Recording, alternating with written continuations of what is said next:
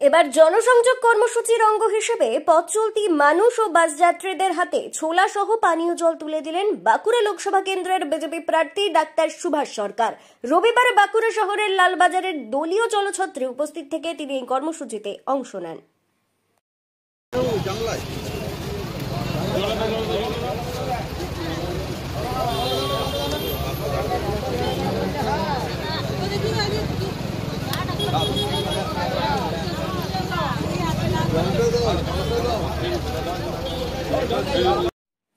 পরে বিজেপি প্রার্থী ডাক্তার সুভাষ সরকার বলেন, তীব্র তাপপ্রবাহের কারণে বাঁকুড়ায় রেড অ্যালার্ট ও পাশের কিছু জেলায় কমলা অ্যালার্ট জারি রয়েছে। এই অবস্থায় বেশি বেশি জল খাওয়া উচিত। বাঁকুড়া সহ বেশ কয়েকটি জেলার উপর এই গরমের জন্য, রোদের জন্য রেড অ্যালার্ট এবং পাশের কিছু জেলায় অরেঞ্জ অ্যালার্ট জারি করা হয়েছে।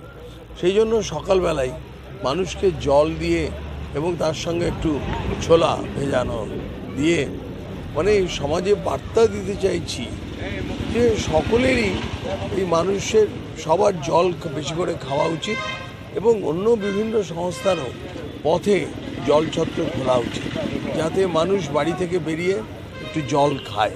হ্যাঁ, বাস যাচ্ছে, অনেকটা রাস্তা পাড়ি দেবে, সেই জন্য তাদেরকেও একটু জল দিয়েছে। এসব অবান্তর কথা, কারণ গরমের সময় এটা সবাই এই কাজ করতে পারে, এখানে কোনো কপির প্রশ্ন নেই। ব্যুরো রিপোর্ট, দক্ষিণ বাঁকুড়া দর্পণ, বাঁকুড়া।